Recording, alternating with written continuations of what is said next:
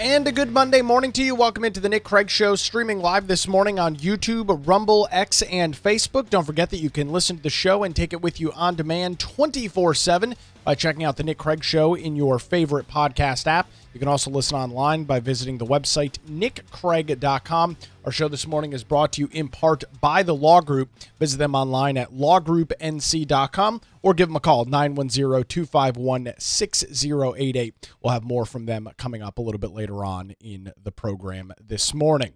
Well, we start off this morning with a government that continues to be shut down. 5 days, 7 hours, 2 minutes, and 7 seconds now as we come on the air this Monday morning, as the lines in the sand continue to be pretty squarely drawn by both Republicans and Democrats over this government shutdown. Just a quick reminder as to how we got here.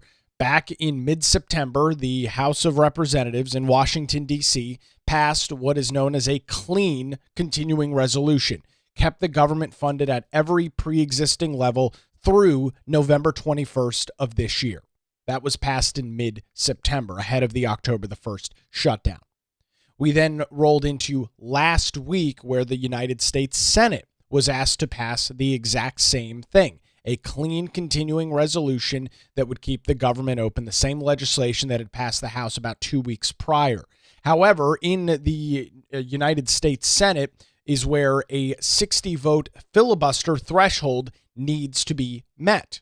And because Republicans, who, yes, do have a sizable majority, they do not have 60 seats. It is very rare that a party in the United States Senate has a 60-seat majority.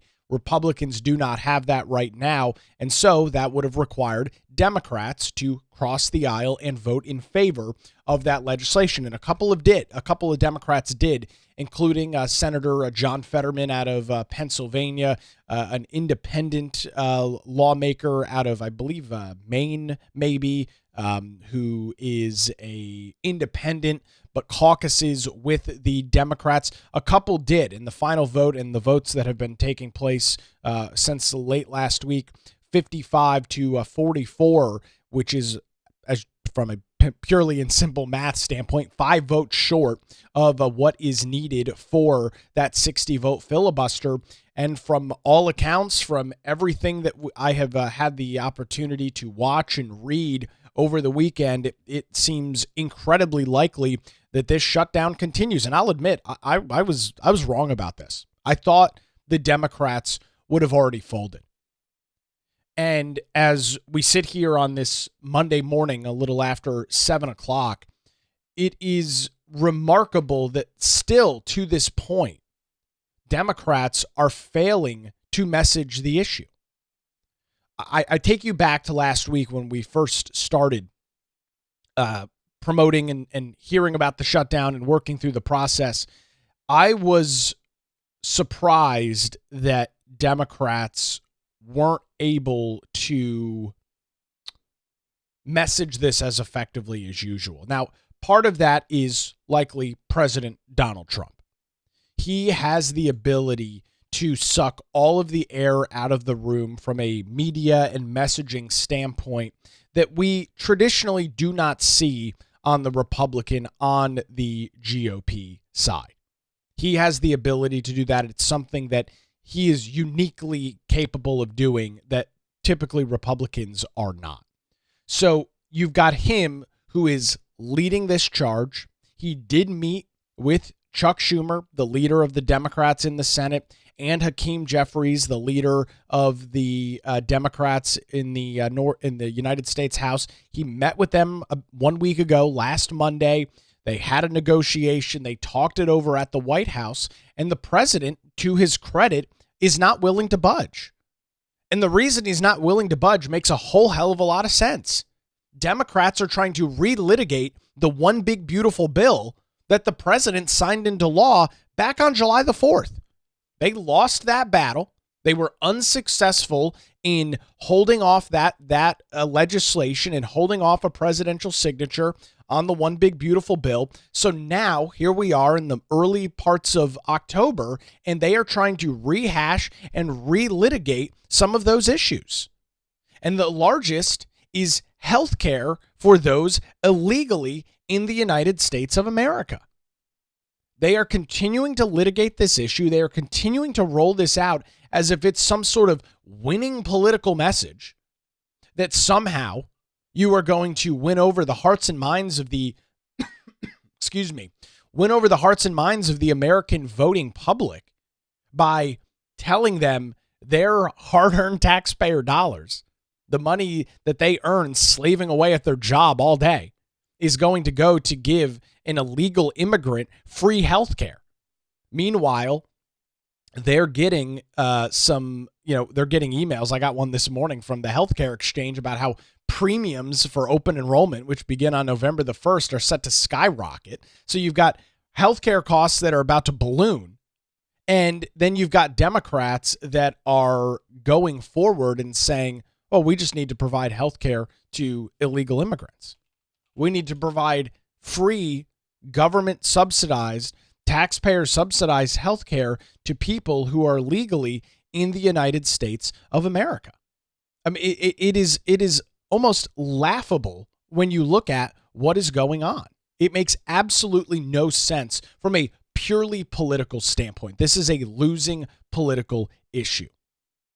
You can argue that if you want. You can debate that if you want.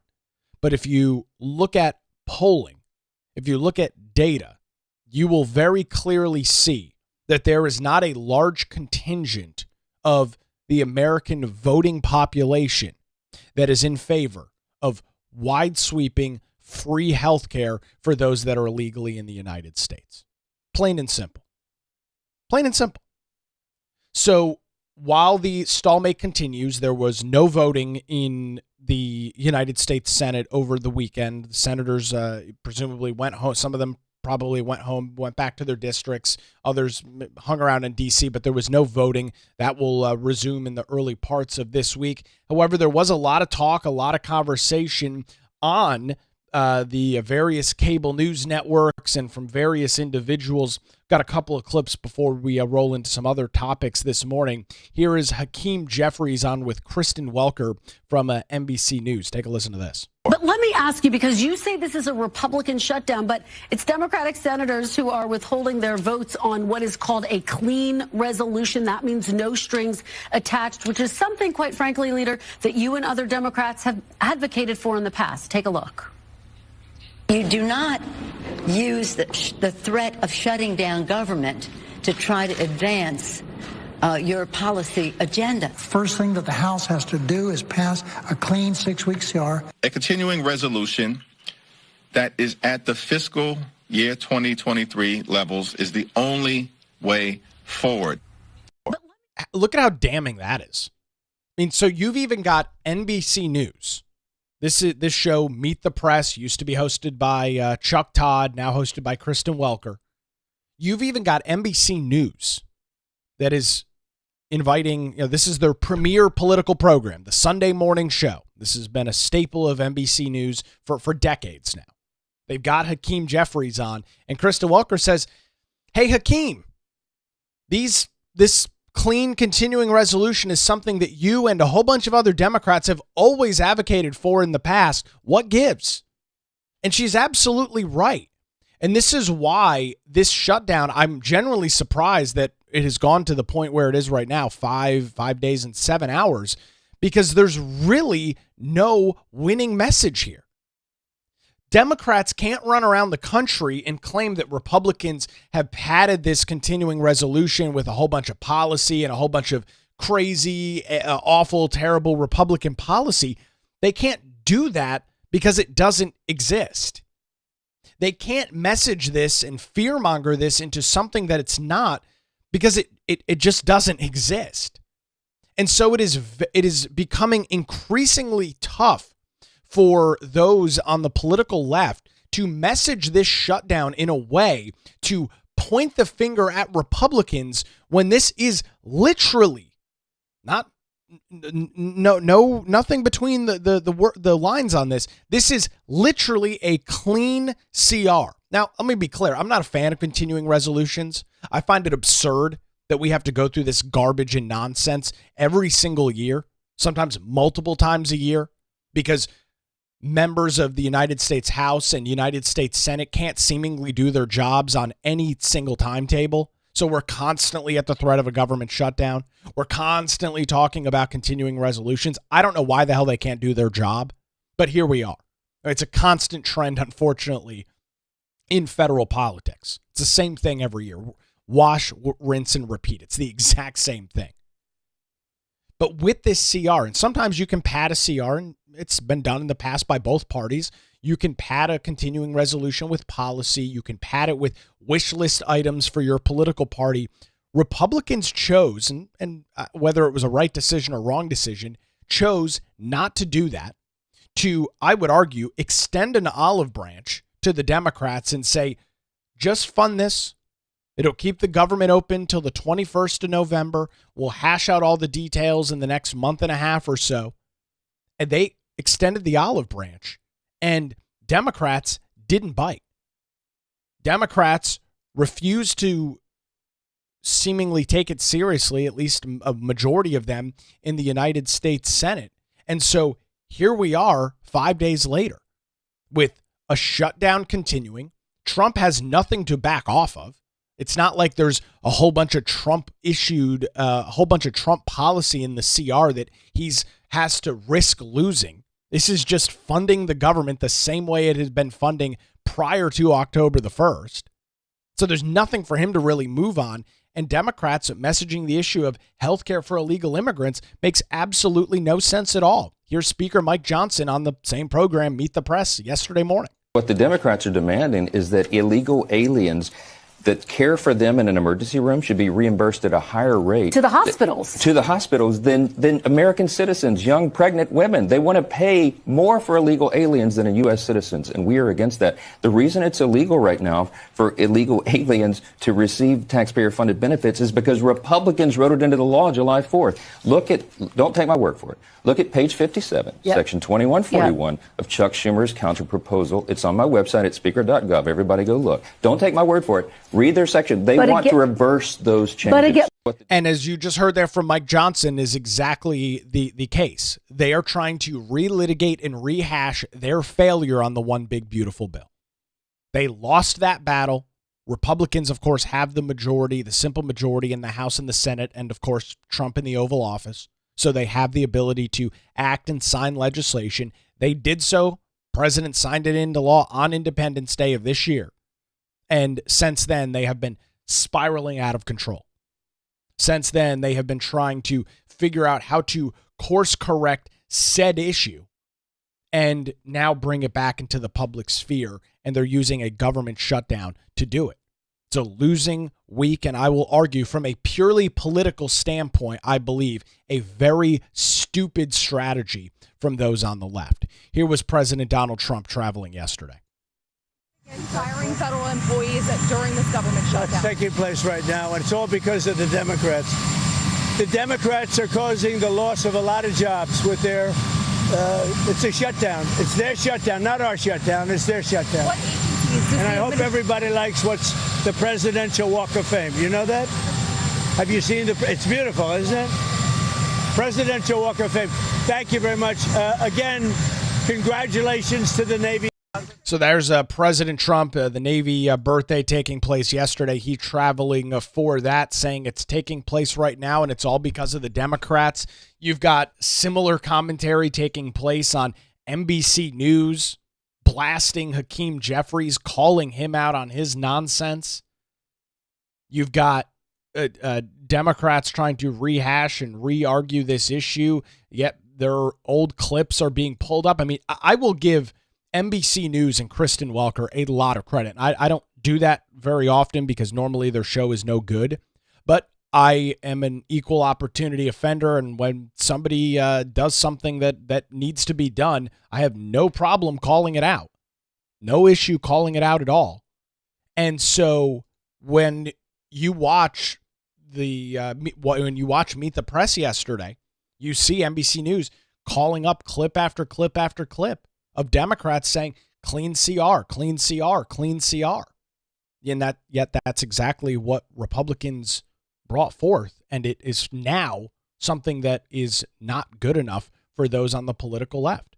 Here's Cory Booker, the man who spent, 24 or 36 hours earlier this year over the summer debating and arguing issues on the floor of the United States House or the United States Senate. Here's Cory Booker completely losing his mind on ABC's This Week program yesterday morning.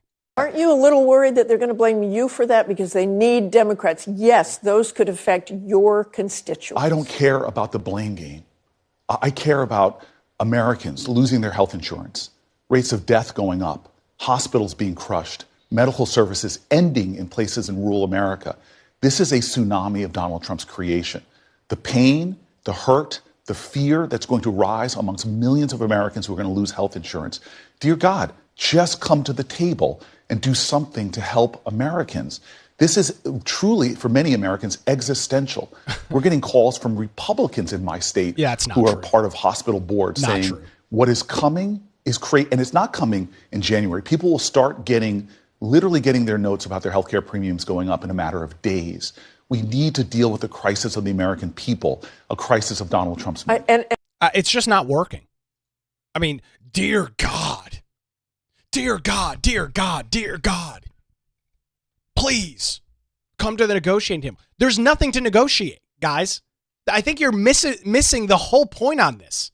There's nothing to negotiate. It's a continuing resolution. Pass the CR if you want to reopen the government. Now, I'm going to be honest with you. I don't frankly care if they reopen the government. I think the federal government actually shutting down would be a great thing for our country. I really do.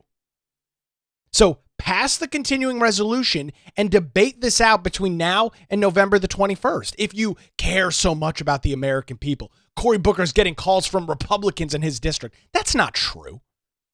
That's absolutely not true. But that's what Cory Booker has to say about it on ABC News. So they've lost the messaging, they've lost the agenda, they've lost the narrative, and there is really nowhere else for them to go. It is being pinned at the feet of the Democrats. It should be pointed at the feet of the Democrats. And they don't have any sort of retort. And it is amazing to see media outlets like NBC and ABC and CBS calling out the Democrats on their previous pleas for continuing resolutions. Now they've got one right in front of them, and they refuse to support it. So the shutdown continues as we roll into the first week of October. We'll keep you up to date with all of the details right here on the Nick Craig Show. All right, to some North Carolina statewide news this morning. A big political news on Friday as Democrat Governor Josh Stein, after 9 days of inaction on Iryna's law, was essentially forced into signing it into law. He released about a 3.5-minute video on his social media accounts on Friday, had very little to say positive about the bill, yet he signed it into law. There's good reason for it. I'll get into my analysis and coverage of it. But first, the governor of North Carolina, Josh Stein. It's Josh Stein, your governor. My top priority is to keep people safe. Here in North Carolina, we've recently had 2 tragic reminders of just how important it is that we do everything in our power to protect people. Our hearts ache for the families of Iryna Zarutska and the 3 people who were killed in Southport. And we all pray for those injured to heal. These random murders raise real concerns for people all over the state. Everyone deserves to be and to feel safe in their daily lives, on their way to or from work, at school, at their place of worship, in a restaurant, and in their own home. We can and must do more to keep people safe. When I review public safety legislation that comes to my desk, I use one simple test. Does it make people safer? House Bill 307, or Iryna's law, alerts the judiciary to take a special look at people who may pose unusual risks of violence before determining their bail. That's a good thing and why I have signed it into law. The law fails, however, to focus appropriately on the threat that people pose instead of their ability to post bail. And most alarming, the General Assembly sprung a last-minute amendment that aims to bring about execution by firing squad to North Carolina. It's barbaric. I'm going to pause the governor here in his commentary on House Bill 307. I do find it interesting that Democrats have essentially ignored the whole rest of House Bill 307, which is Iryna's law. Now, it's not a lengthy piece of legislation, as we talked about. When you look at the length of the bill, it's only like 20 pages. So it's not some wide it's not a 700-page bill with all of these intricacies. It's a relatively straightforward piece of legislation. And in all of it, in all 21 pages, Democrats have ignored the vast majority of it and continue to focus on the death penalty, as that is the major win in all of this from a political standpoint. Let's be clear, and let me give you a little history lesson here in North Carolina. The death penalty is on the books in North Carolina. It has been on the books in North Carolina for decades. The many states have outlawed it. North Carolina is not one of them. If you commit a heinous enough act in North Carolina, you are subject to have prosecutors seek the death penalty against you. Even here in southeastern North Carolina, there's been some discussion over the last couple of days from District Attorney John David in Brunswick County about seeking the death penalty against Nigel Edge, the individual who shot and killed 3 people in Southport last weekend. The death penalty already exists in North Carolina. This is nothing new. And for Josh Stein to act like he's never heard this before and that the death penalty seemingly didn't exist before this legislation is absurd. He was in the Attorney General's office for over a decade. He knows that the death penalty exists in North Carolina. He knows that it's been on the books. He knows that it's something that prosecutors can seek. This legislation instructs the government of North Carolina to investigate other execution methods besides lethal injection if something like lethal injection is ruled unconstitutional or illegal by either a state or federal court. That is what this legislation does. It says, fine, if the one form that we use, which is lethal injection, is deemed not viable anymore, we need an alternative path to individuals who go through a process, right? Let's be clear. You don't just wake up one day and have the death penalty levied over your head. You have to commit an incredibly heinous act of violence.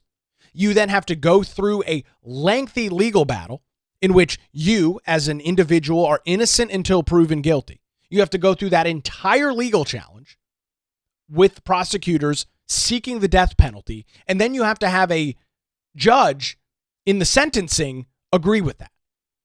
It is not a easy, simple process, and it's why even in many other states, you don't see the death penalty gone after. Look at the Brian Koberger case in Idaho. Prosecutors, because there is such a high bar for the death penalty, they decided not to pursue it. So now he's going to rot in prison for the rest of his life. So the entire messaging from those on the left that this is all about the death penalty seems so incredibly stupid. We heard Democrats arguing in the General Assembly last week over this. Oh, my God, the firing squad, it's so inhumane, so on and so. It's completely missing the issue at hand. House Bill 307, Iryna's law, was brought forward by the North Carolina General Assembly because Democrats in places like Charlotte are incapable of protecting their own communities. They are incapable of holding criminals accountable for the things that they do. And as a result of that, lawmakers in Raleigh are now forced to essentially hold their hands and make sure that they make good decisions. That's why House Bill 307 was introduced by the General Assembly, passed by the General Assembly, and then sent to Governor Josh Stein's desk.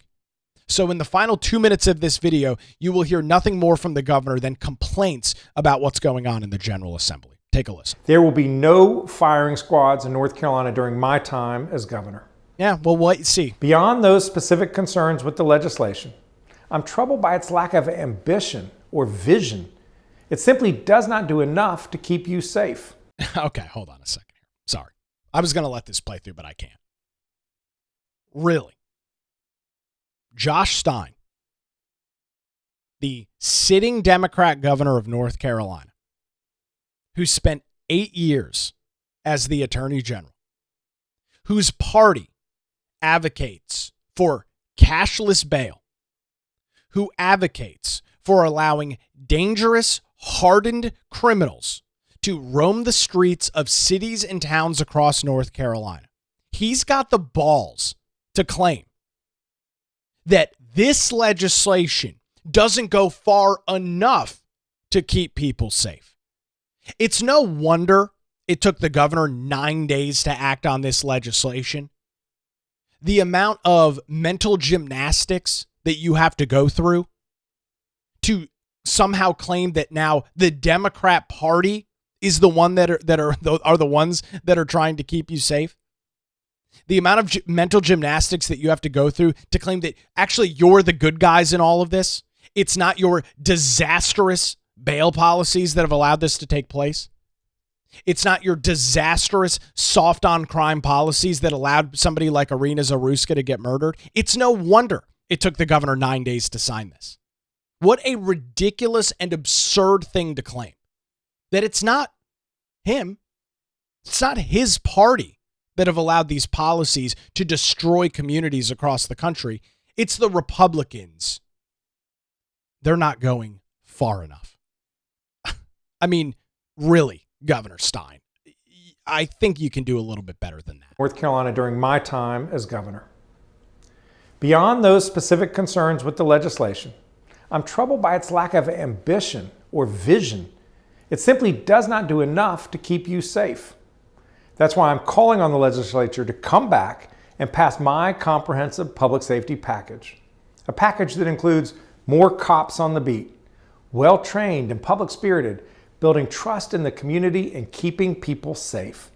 Violence prevention measures like keeping kids out of gangs and getting people off drugs. And if we're serious about making people safer, we have to acknowledge the role that guns and mental health play and violence that we're seeing all across the country. We can respect people's Second Amendment rights while also ensuring that anyone who is violent or dangerously mentally ill does not have access to guns. Now, we already do that. And this is the unfortunate reality for those on the political left. We already have laws across the country and across the state that already do this. If you are a felon, if you commit a crime, if you are charged with a felony, if you go through the constitutionally allowed and constitutionally protected legal process, innocent until proven guilty, you go through all of that, and you are found guilty by a jury of your peers, and you are convicted of a felony, you immediately lose your rights to bear arms in the state of North Carolina and throughout the vast majority of the United States. We already have those laws on the books. Yet somehow, and this was one of my favorite things to do when I was hosting mornings here in Wilmington, all the local crime stories. Anytime that you would get a news release from WPD about an individual who had shot somebody, had done this, had done that, you'd always see the exact same thing in the release from Wilmington Police. And by the way, here's an example. This is a story on WECT. A man is facing multiple felony charges after leading the Wilmington Police Department on a foot chase near South 10th Street. On October the 2nd, which was Thursday, an individual by the name of Jerazi Vaughn was seen concealing his identity with a ski mask by WPD officers. According to WPD, when the officers tried to approach Vaughn, he ran away. WPD states that Vaughn was arrested shortly after the officers set up a perimeter search, during which they found Vaughn in possession of crack cocaine that he was allegedly trying to conceal and ingest during the arrest. During the same search, officers also recovered a firearm, according to WPD. Okay, I mean, guy had a gun. Vaughn has been charged with the following: possession of a firearm by a felon. The same thing over and over and over again. Felons, individuals that have already indicated that they are not interested in following the law, will continue to break it. We already have gun control in America. If you are a convicted felon, you cannot legally possess a firearm. Yet every single time you read a crime story in Wilmington and any other place across the state of North Carolina, it is the same thing. Possession of a firearm by a felon. The laws are already in place, Josh. You're already not allowed to possess a firearm if you're a felon. Yet somehow, and this is shocking to me, I'm sure it's shocking to you, somehow criminals don't really care about following the law. I know, it's shocking. Criminals aren't interested in following the letter of the law. I know, it's shocking. So while the governor claims that, we need more protection, we need to do more to keep guns out of the hands of violent offenders, it's already being done, Josh. It's already illegal. Yet we see time and time and time again individuals being charged with possession of a firearm by a felon. There's your gun control. It doesn't freaking work because individuals who want to break the law will do so. They don't care about the rule of law. They don't care about the consequences that will be bestowed upon them. They don't. It's obvious. There's a reason that they're named and called criminals. They are inherently not going to follow the law. But for Governor Josh Stein, he's got to make sure that they don't have access to guns. Violent criminals.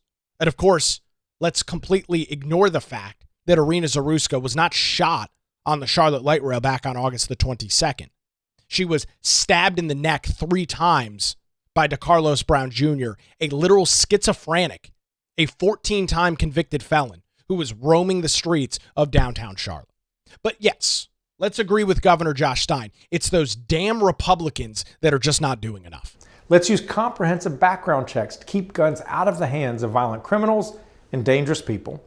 And let's give family members and law enforcement the power to seek to temporarily remove a gun from someone who is a danger to others or themselves. Red flag laws. Finally, we must have a well-functioning mental health care system that gets people the treatment that they need. In recent years, on a bipartisan basis, we've made some real progress, but we all know that it's not enough. As a start, the General Assembly must fully fund Medicaid when they come back to Raleigh this month. And then let's fix our mental health care system for the long haul to help people and to keep us all safe. It's time to get real about the causes of violence and to take meaningful action to address them. Let's roll up our sleeves, actually tackle tough issues head on, and put in place effective solutions to make North Carolina families safer.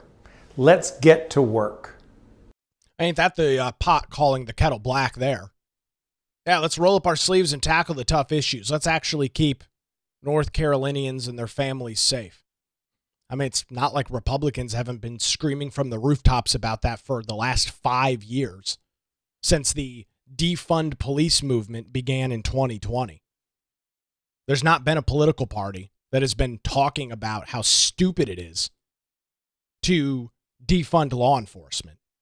There's not been a political party screaming and yelling about how removing cashless bail or instating cashless bail is a good policy. No, nobody's been talking about that at all, Josh. You're absolutely correct. What a weak response from the governor. It's no surprise. I'll get into some details on this legislation and why he really had no choice but to sign it coming up. And I'd love to get your comments as well. You can throw those in on our Rumble, X, live stream, and Facebook chats this morning as the Nick Craig Show rolls on a Monday morning, the first full week, I should say, of October. I do want to thank the great folks over at the Law Group for their continued support and let you know that when legal challenges arise, make sure you put your trust in Melissa Gott and the great team over at the Law Group right here in Wilmington. Since 2003, their experienced attorneys have provided high-quality, affordable legal services across Eastern North Carolina. One of the big things you might be looking at, maybe purchasing a home. Maybe a first-time home buyer, maybe you're looking at purchasing a rental property. If that's the case, the Law Group is ready to serve you. Their dedicated team ensures your questions are answered and issues are resolved as quickly as possible. Great news, folks. They're located in downtown Wilmington and just a phone call away at 910-251-6088, or you can visit them online at lawgroupnc.com. Give them a call, 910-251-6088, or their website, lawgroupnc.com. The Law Group, experience and dedication you can rely on. I had the pleasure of working with Melissa and the great folks over at the Law Group a little over 5 years ago when I went through the process of purchasing my home. Nobody better in the area than the Law Group. Reach out to them today, lawgroupnc.com or 910-251-6088. We'll continue the discussion on Josh Stein's signature of Iryna's Law on Friday as the Nick Craig Show rolls on live on a Monday morning, streaming live on YouTube, Rumble, X, Facebook, and 24/7, wherever you get your podcasts.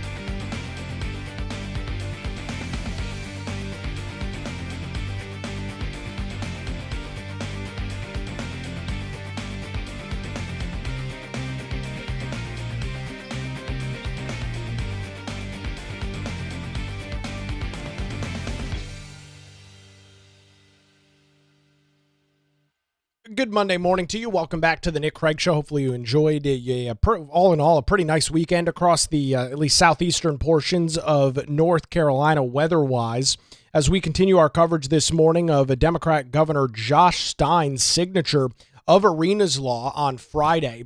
That was the deadline for him to either sign or veto the legislation. If he had not done so by 11:59 p.m. Friday night, the House Bill 307 would have become law automatically. Our Constitution gives the governor 10 days after a piece of legislation is given to him, brought forward to him, to either sign or veto it. If he fails to act within a 10-day window, it becomes law automatically. So he signed it, and I'm not really surprised that he did.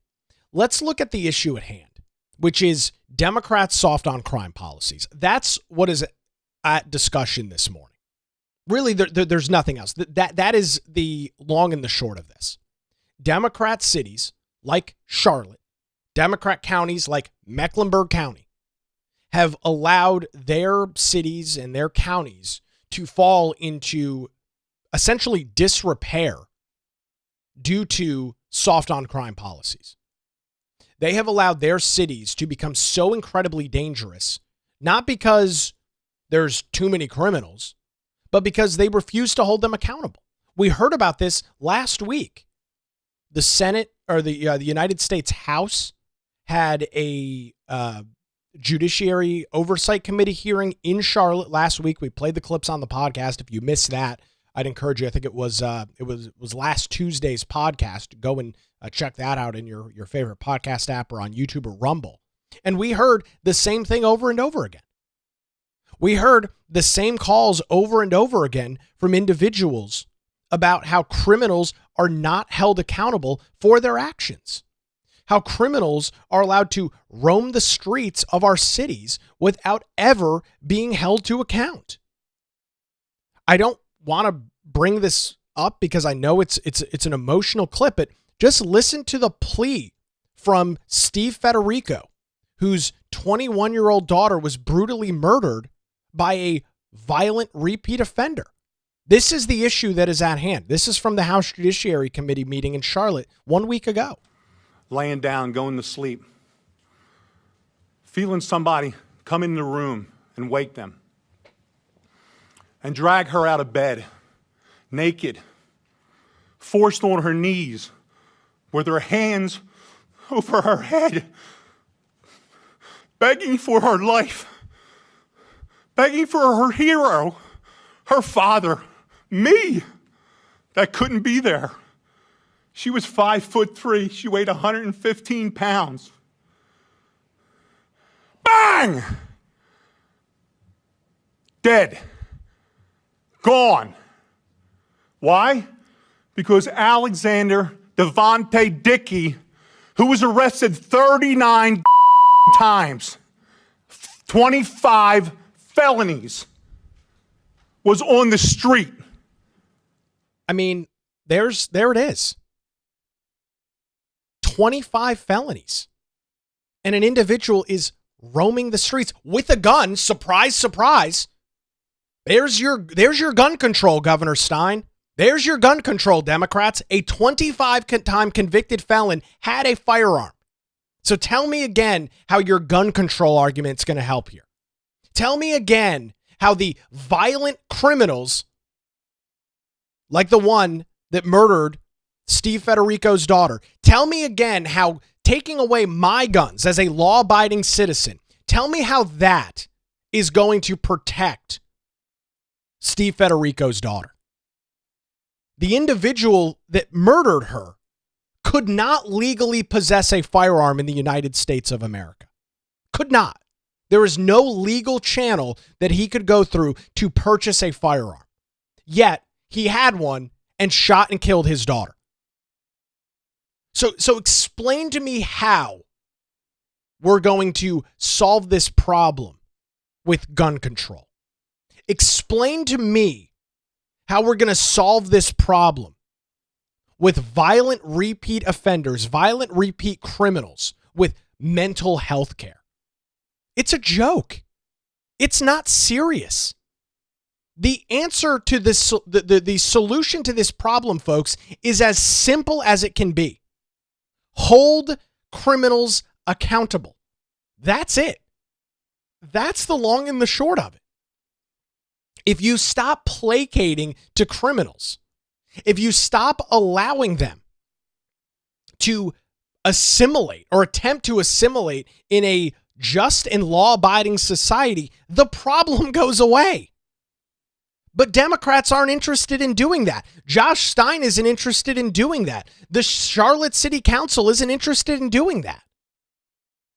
They want to give them a second chance, a third chance, a 15th chance, a 30th chance to clean up their act and get their lives back on track. We just need to spend more money on mental health care. That will absolutely solve the problem. We'll allow the 14-time convicted schizophrenic to roam the streets of Charlotte, and we'll just hope and pray and assume that he doesn't stab a 23-year-old girl on the neck on the Charlotte light rail. That's the Democrats' plan. That's their solution. Oh, we'll just hope. Oh, we'll pray on them. We'll pray and say, oh, we hope these individuals get better. We'll hope that they don't shoot and kill a 21-year-old girl who was sleeping in the middle of the night. We'll hope that a 23-year-old Ukrainian refugee who is actually trying to become a productive member of society, moving from a war-torn country to the Queen City, we'll just assume that she's not going to get stabbed in the neck, have her throat slit on a Charlotte light rail, bleeding out on the car. We'll just hope and assume that that doesn't happen. You guys have had 5 years plus to try this garbage out. It obviously isn't working. It is obviously not sustainable long term. We are past the point of trying to pander to criminals. We are past the point of giving deference to criminals. It's over with. The American people, folks in the city of Charlotte and around the country, are putting their foot down and saying, enough. How many innocent people need to be murdered at the hands of violent repeat offenders before Democrats are slapped in the face on this issue and realize it doesn't freaking work? That's where we are. This stuff doesn't work, guys. And the pleads for more money for mental health care, that's not a solution. The unfortunate reality is this.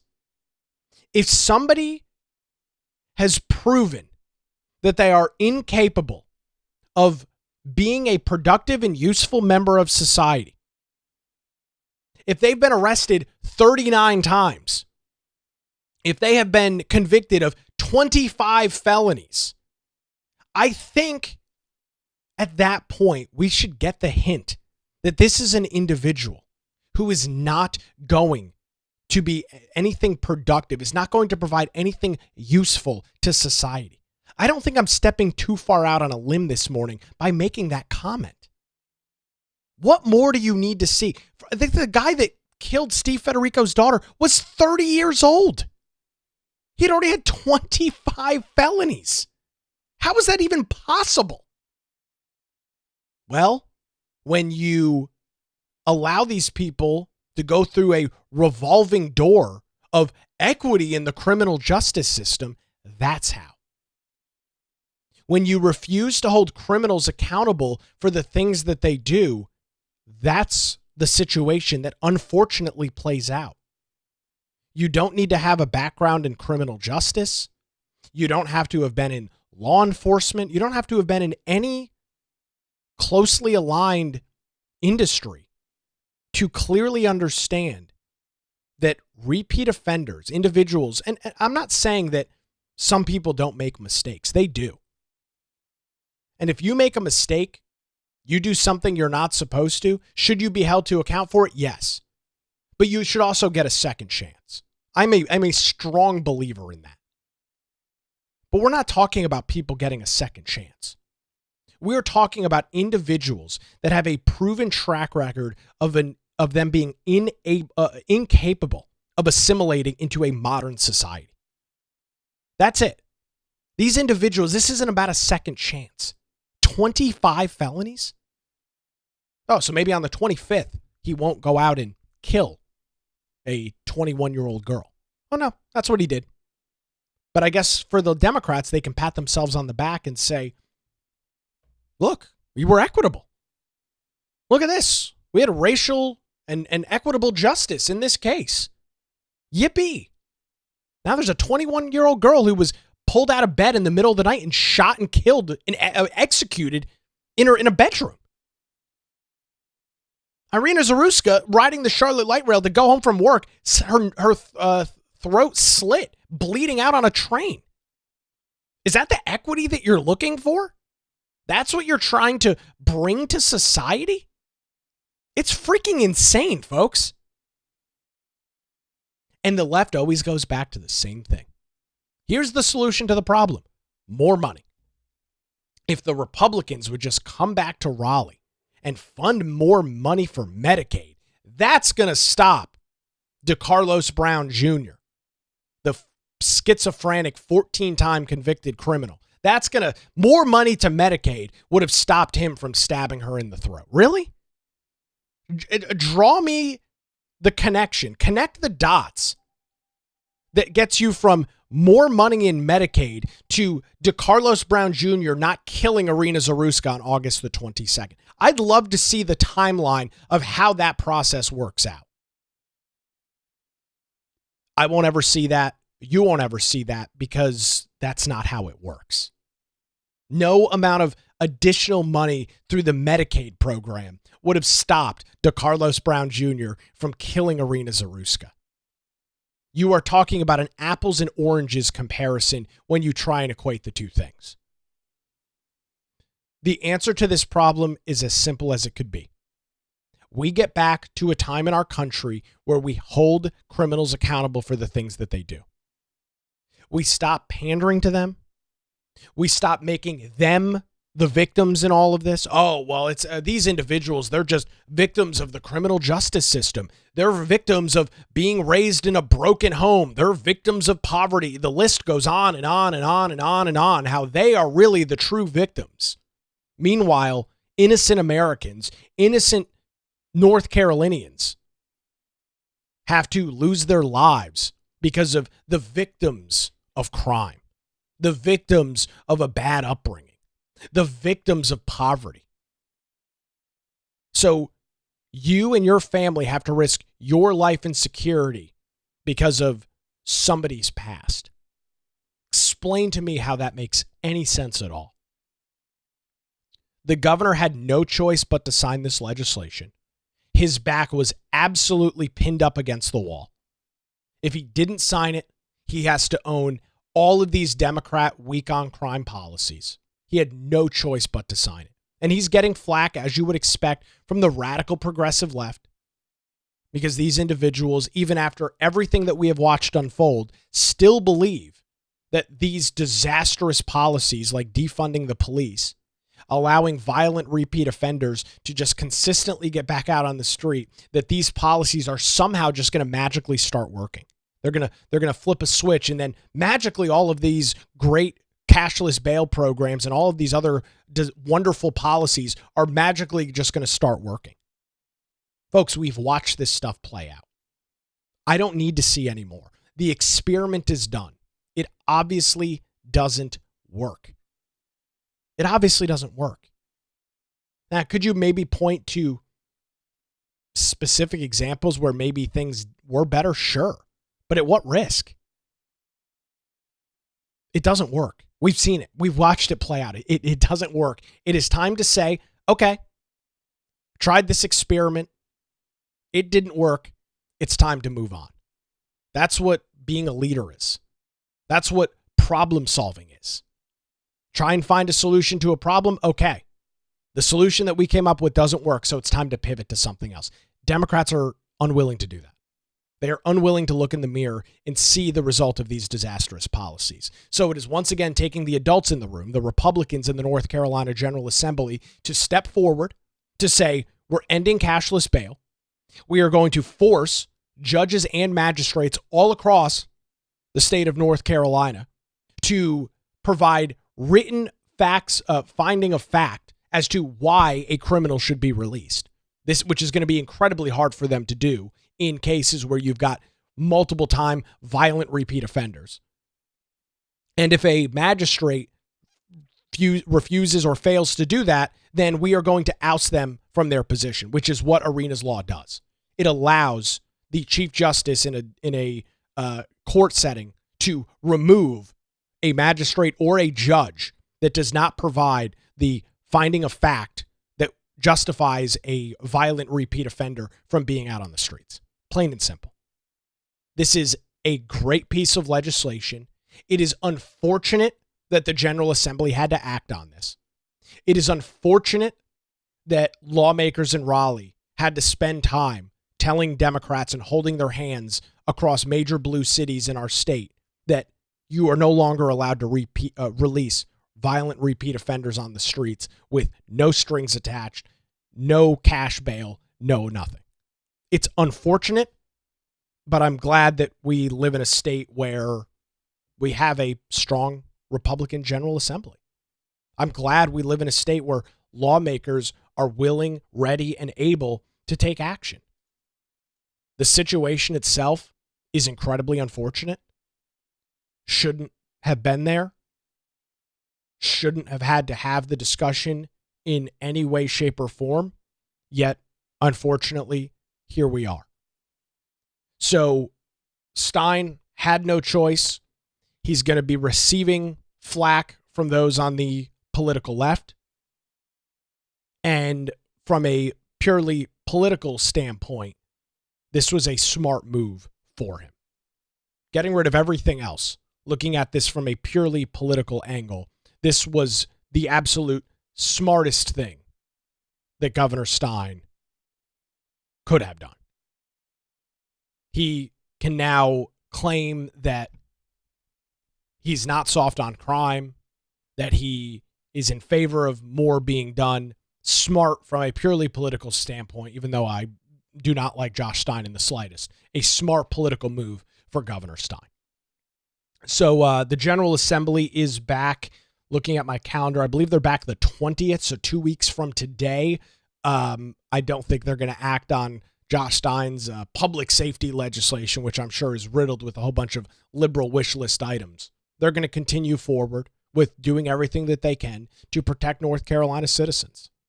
So props to the General Assembly, props to House Speaker Destin Hall and Senate Leader Phil Berger for getting this done, and props to Stein for signing it. He didn't have much of a choice, but he could have vetoed it, or he could have just allowed it to become law. So that's what we're tracking. Big news over the weekend, late in the day on Friday, which of course tells you everything you need to know. He signed this at like 3:30 on Friday, right at the right before everybody's checking out, getting ready for the weekend, is when Stein decided to act on this. Great article this morning over at CarolinaJournal.com. Teresa Opeka's got it. If you want to read some additional details, which I'd encourage you to do so, the headline there, Stein signs Iryna's law into law, but says it doesn't go far enough. I'll also have the links over at patreon.com/Nick Craig, where you can get access to daily show notes and more, including our monthly hangout, monthly chat. Had that last week. We'll have one coming up here in a couple of weeks as well. All of that available over at patreon.com/Nick Craig. For those watching live this morning or listening before 10 o'clock, I am filling in on this Monday, October the 6th, filling in from 10 a.m. to noon on WBT Radio in Charlotte for Vince Coakley.